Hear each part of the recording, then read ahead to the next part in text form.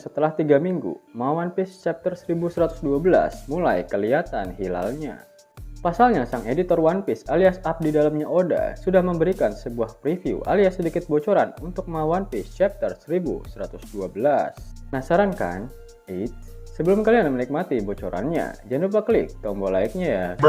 Ayo, udah belum? Like dari kalian akan menambah semangat Mimin untuk memberikan informasi mengenai One Piece pada nakama O-Player sekalian. Yap, inilah preview alias sedikit bocoran dari sang editor untuk One Piece chapter 1112. 5 tetua Gorosei sedang mengamuk.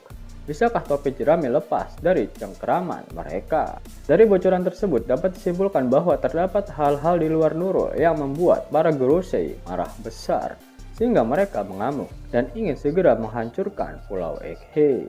One Piece chapter 1112 diawali dengan melanjutkan kepanikan Gorosei dengan situasi yang terjadi di Pulau Egghead saat ini. Pasalnya tinggal tersisa waktu 5 menit sebelum pesan rahasia Dr. Vegapunk tersebar ke seluruh dunia. Pesan yang sangat ditakutkan oleh para Gorosei. Sampai-sampai kelima Gorosei turun tangan langsung ke Pulau Egghead untuk menghentikan huru-hara yang sedang terjadi di sana. Gorosei Mars mencoba untuk menginterogasi Yok untuk menanyakan bagaimana cara menghentikan siaran yang sedang dilakukan oleh Dr. Vegapunk. Yok ternyata benar-benar tak mengetahui mengenai penyiaran tersebut. Dia malah semakin ketakutan melihat wujud Marcus Mars yang terlihat semakin marah. Untuk sementara waktu, Mars masih membiarkan Yok untuk hidup karena para Gorosei masih membutuhkannya untuk membuat Mother Flame. Mars langsung menuju ke area bawah laboratorium untuk membebaskan 4 Seraphim. Dia meminta para Seraphim itu untuk menghabisi seluruh kru topi jerami dan juga kloningan Vegapunk. Dan kemudian berpindah ke area grup Bonnie. Mereka saat ini dihadang oleh 3 orang Vice Admiral Angkatan Laut yang tidak akan membiarkan mereka untuk melarikan diri. Di mana target utama mereka adalah untuk menghabisi Bonnie agar kontrol atas seluruh pasifista dapat kembali ke tangan Angkatan Laut. Mengetahui nyawanya terancam, Bonnie langsung memerintahkan para pasifista model Mark III yang masih tersisa untuk membantunya mengalahkan ketiga Vice Admiral Angkatan Laut itu. Saat ini masih tersisa 25 unit pasifista model Mark III karena setengah sisanya sudah dibekukan oleh Gorosei Nusjuro. Melihat pergerakan aneh dari sisa pasifista Mark III, Gorosei Nusjuro kembali bertindak. Dan kali ini dia kembali berlari dan berhasil membekukan setengah sisa dari pasifista tersebut. Ketiga Vice Admiral tersebut berusaha menyerang Bonnie, namun Sanji datang tepat waktu dan berhasil menyelamatkannya. Shin kemudian berpindah ke area Lab Phase. Zoro dan Jinbe akhirnya tiba di tempat pelarian, di mana grup Nami sudah menunggu mereka. Tanpa berlama-lama, mereka semua langsung menaiki kapal Thousand Sunny. Karena rencana awal dari pelarian mereka sudah gagal akibat hancurnya robot Vega Force 01. Rencana mereka saat ini adalah langsung terjun ke lautan timur laut dari Pulau Egghead, dan nantinya kapal Thousand Sunny akan ikut naik di atas kapal milik Dory dan juga Brogy.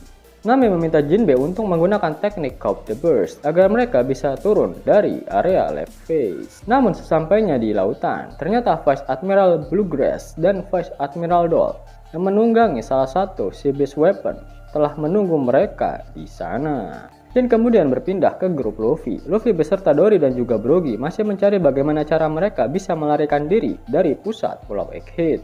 Karena jalan pelarian mereka semuanya sudah tertutup dengan kobaran api. Selain itu, trio Quack Gorosei yaitu Jupiter, Valkyrie dan juga Saturn mulai mengejar mereka dari belakang. Gorosei tak ingin ada yang berhasil selamat dari insiden Egghead ini. Namun tiba-tiba sosok robot kuno muncul di hadapan Luffy untuk mencoba menghalangi para Gorosei agar tidak mendekat ke arah Luffy. Robot kuno bisa merasakan suatu alunan dangdut koplo dari genderang pembebasan yang keluar dari denyut jantung milik Luffy. Melihat robot kuno yang akhirnya bangkit membuat mata Luffy sampai keluar dari tempatnya. Dia terkejut dan langsung menaiki robot tersebut. Sedangkan para Gorosei terlihat sangat murka karena melihat ternyata robot kuno yang menyerang Merijoa 200 tahun yang lalu masih ada. Di mana dahulu mereka telah meminta ilmuwan yang bertanggung jawab pada masa itu untuk menghancurkan robot kuno tersebut. Yang membuat Gorosei tambah murka adalah robot kuno tersebut kini berhasil bangkit kembali. Dan mereka tahu kalau hal itu akibat dari kemunculan sosok Nika Luffy di Pulau Egghead. Sang robot kuno yang melihat Luffy ada di atas pundaknya menyadari jika dialah yang mengeluarkan suara-suara irama dangdut koplo khas yang sama seperti Joy Boy di masa lalu.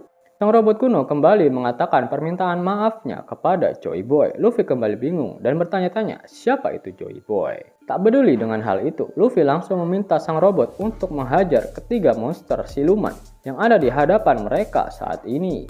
Sang robot kuno sadar jika monster-monster itulah yang telah mengalahkan Joy Boy di masa lalu. Tanpa pikir panjang, sang robot langsung memberikan serangan yang dilapisi dengan haki dahsyat yang bahkan Luffy belum pernah melihatnya. Serangan dari robot kuno tersebut berhasil melukai Gorosei dan menonaktifkan kemampuan regenerasi mereka. Melihat hal itu, Luffy semakin tergila-gila dengan si robot kuno. Kali ini dia meminta sang robot untuk membantunya melarikan diri dari Pulau Egghead. Menyadari kebangkitan sang robot kuno, kelima Gorosei kembali berkumpul dan mereka mencoba untuk mengalahkan sang robot. Pada akhirnya sang robot kuno lah yang akan mengorbankan dirinya untuk bertarung melawan kelima Gorosei agar Luffy dan semuanya dapat melarikan diri dari Pulau Egghead. Nah, itulah video mengenai preview alias sedikit bocoran dari editor untuk One Piece chapter 1112. Jika kalian menyukai video ini, jangan lupa klik like, share, dan subscribe channel ini ya, agar nakama semua tak ketinggalan info menarik seputar One Piece.